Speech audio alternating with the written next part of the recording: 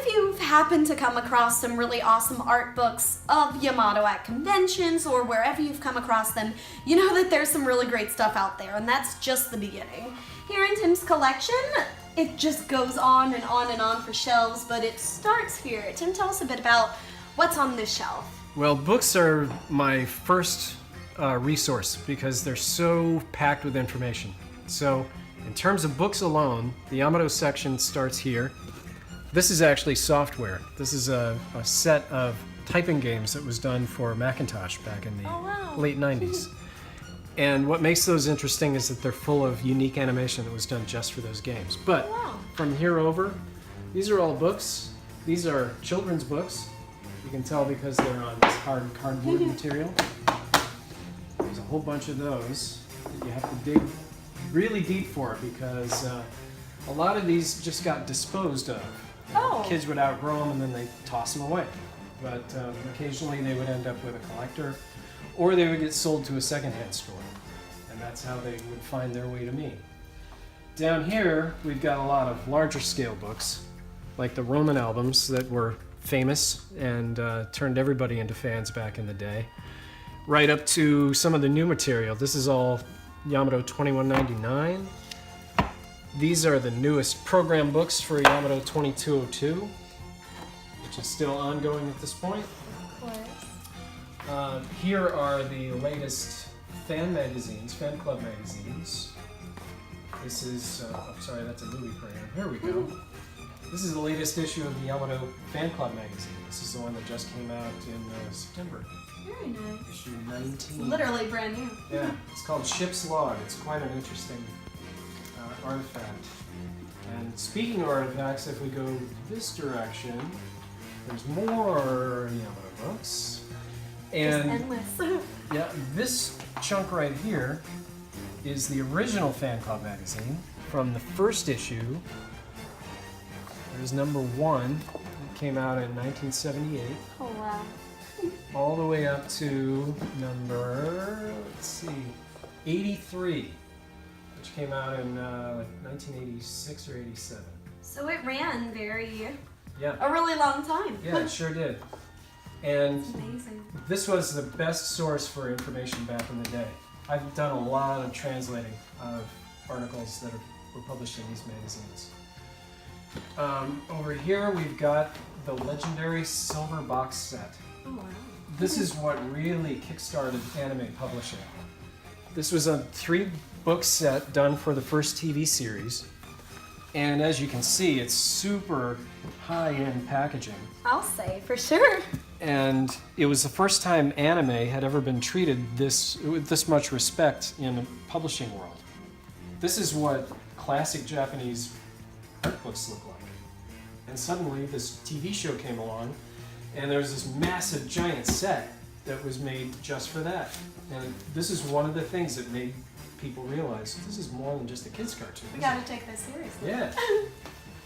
So this is the largest single resource you can get, even still today. And when was this The original published? series. That came out in 1976. No, 77, 78. Okay. Yeah. So around the time of it the was getting ready to- fanzine starting as well. Yeah, Very nice. Exactly. Here's something interesting. Proud of Yamato. Of course we're all proud of Yamato, aren't we? Of course.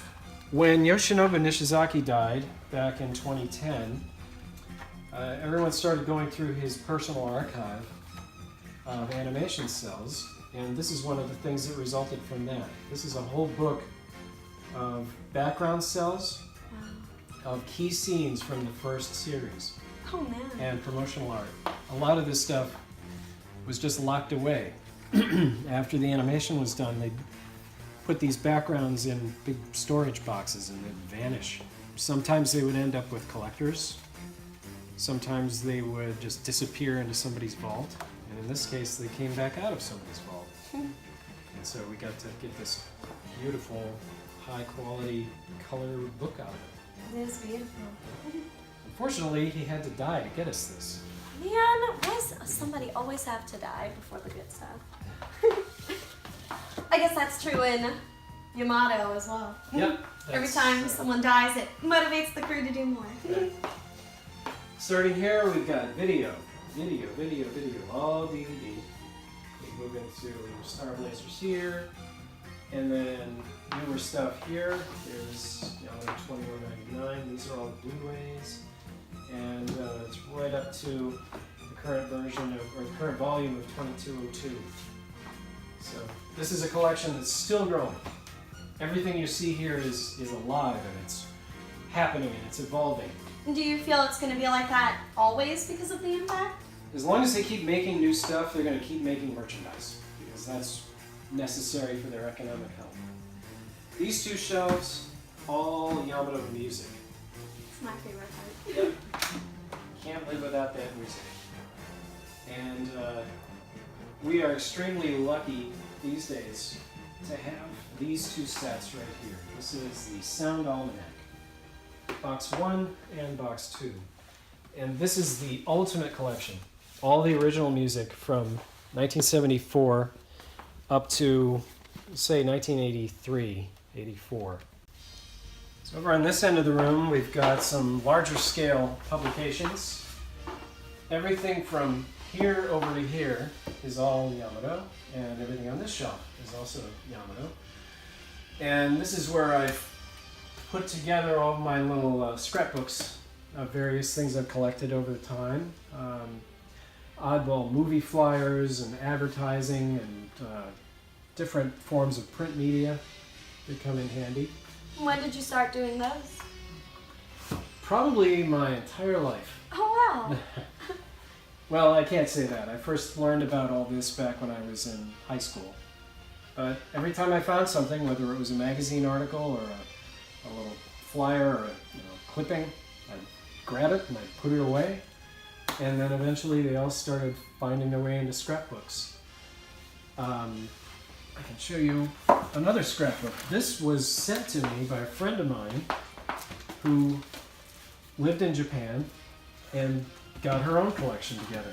Oh, wow. So she built this on her own as a teenager, and one day decided to part with it, and it just showed up in my mailbox. Wow. Yeah. So these are all, this was a newspaper ad Cool. from 1978 for Farewell to Yamato. And she was a member of the fan club, so she got stuff from them. So cool. Yeah. Newspaper articles from that time.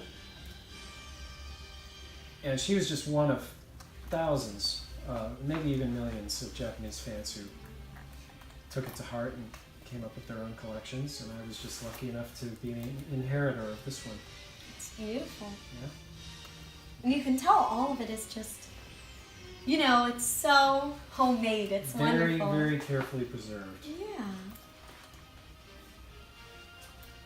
And that's because for the longest time, when they saw the original TV show, they wanted to document it in some way. They wanted to have something that they could save.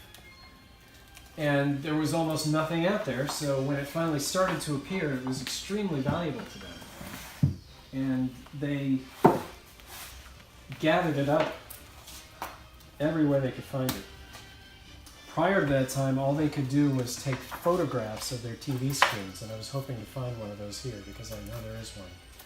But you can imagine, there you go. Oh, man. Here's a, How cool is that? that's a photo that was taken in front of a TV Wow. because they literally had no other way to record this thing back when they were all kids in 1974 So and cool. 75. So there was an entire, here's another one. There was an entire sort of subset of fandom that was documenting it the only way they could. They'd wait for an episode to come on TV. They'd set up their camera on a little tripod and just start clicking away.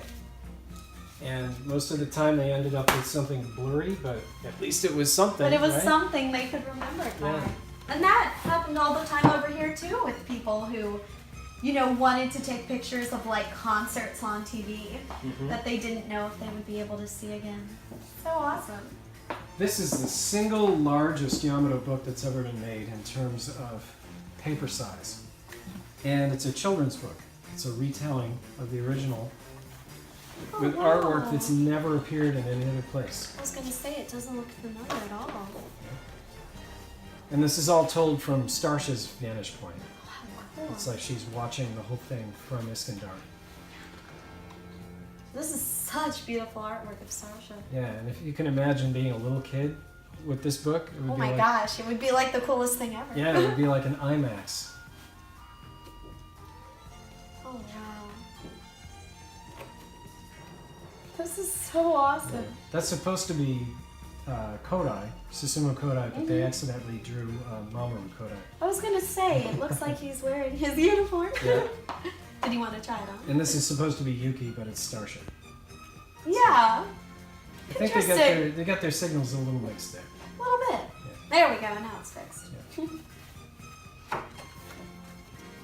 It's This is beautiful. pretty rare. I've only ever seen like one or two of these in online auctions, and this is the one I happen to buy. Oh man, because I want one too. I gotta find the second one. Well, the entire thing is shown on my website.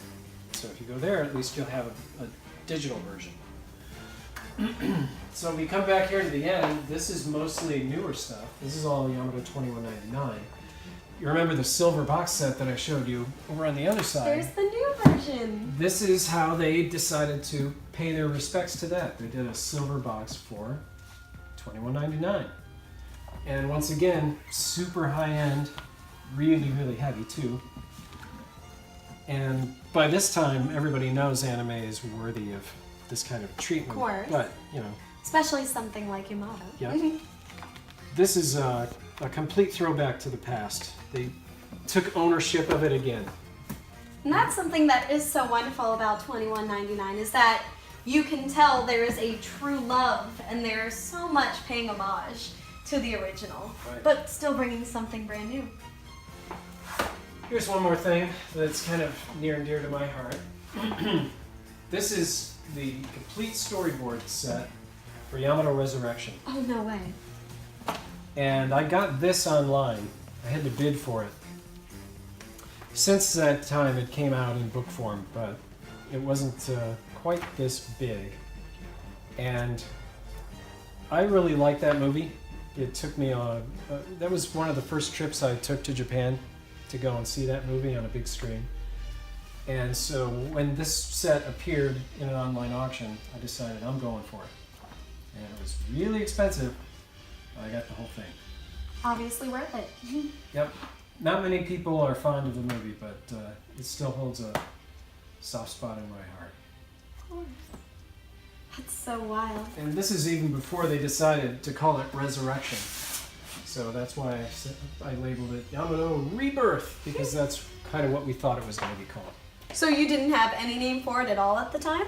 There was no official name. We just knew that it had a title that meant Resurrection Chapter or Rebirth Chapter. And so until the official international title was chosen, we just kind of had to make it up. Nice. Yeah. Well, you got really close. All right.